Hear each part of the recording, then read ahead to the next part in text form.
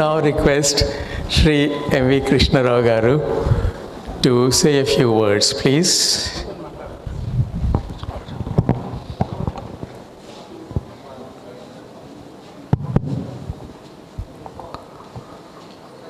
Sabaku Namaskaram. I was quite surprised when I was asked to speak by Dr. Chandrasekhar about a week ago. I am not qualified,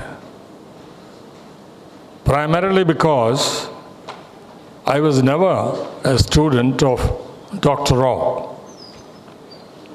In fact, for that matter, I was never a student at any of the coaching institutions. While studying MA, due to a certain sense of insecurity, I applied for the post of probationary officer in State Bank of India while I was still in MA final year, got the job, joined it exactly a day after my last exam, and was therefore never unemployed in my life.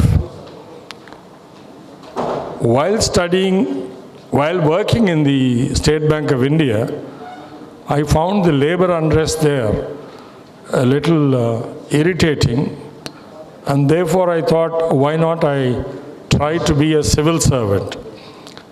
So while working in the bank, it so happened that I was posted in Secunderabad branch during the 1973 exams. So whenever there was an exam, I used to take a casual leave and take the exam. That's how I landed up in the Indian Police Service. But when I went to Missouri for the for the foundation course, I found almost 100 of his students there in the Indian Administrative Service and the Indian Police Service. That's the first time I came to know that there is a coaching institute called Rao's RAU study circle in probably in those days Connaught Place or somewhere. I don't know much about those days. I didn't know much about Delhi. So I thought he must be a very popular teacher.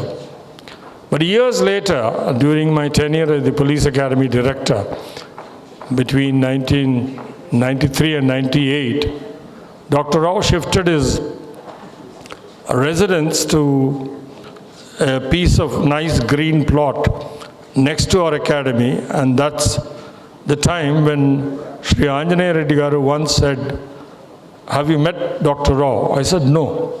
Then he took me, and that's the only time I met him. We were there for about maybe 20 minutes. But after I realized what a pioneer he was in the field of coaching aspirants for civil services, and more importantly, as a direct teacher, he made tremendous impact on all his students. There is not one of them who would fail to recollect how effective, though he was not at all a loud speaker, I believe, but he would speak so clearly, and every word that he uttered would be etched in their minds. So this is the feedback I got, and he's a pioneer in the industry of coaching civil servants. He must have never realized that it would become a multi-billion-dollar industry. In the small stretch in Hyderabad city alone, I'm not talking about Delhi and other places, in the small stretch between Indira Park and RTC Crossroads, it's about 1.5 kilometers, there are 28 civil services coaching institutions. And in addition to that, close by you have a Braintree. And in fact, I once saw a coaching institute started by a person. The only experience he had was in catering services. He was very good in supplying food for hostels. And he thought he should also have a civil services coaching institute. So in a way, it became an industry in which a lot of employment generation had taken place, and also a lot of investment had taken place. I'm sure some of you would have heard of academies like Unacademy, started by Roman Saini. Roman Saini was a medical doctor from the All India Institute of Medical Sciences, a very brilliant person. He joined the IAS, worked for 2 years. Then he realized that there is more money outside IAS, legally, ethically, and therefore he became a teacher on the YouTube. And he used to take lessons to whoever would afford his small fees. He would charge hardly 2,000 rupees or so. Eventually, an investor from the United States of America bought his Unacademy for 400 crores. We have other institutions like Byju's. They coach many kinds of courses, including civil services.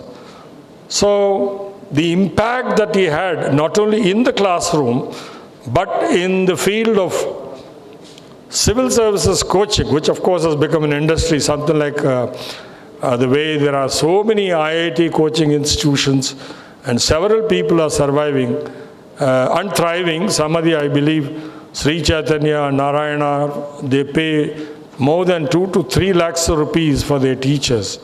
So be that as it may, I have to acknowledge that number one, he is an outstanding teacher, though I never had the good fortune of attending any of his classes. Secondly, he's a pioneer, a person who became a role model to those people who thought if there is one way of making some money by encashing on the aspirations of youngsters, and therefore start these civil services institutes. Having said that, I am really surprised that was he really born 100 years ago? I don't know. Was he born in 1923? Very close to it. Anyway, by the time I met him, he must have been about 83 or 84 years old, but reasonably fit and mentally very alert, mentally very, very alert. I'm happy to have associated myself with this function, though I'm not qualified, and I'm also very grateful to the organizers for having given me an opportunity to share a few thoughts. Thank you.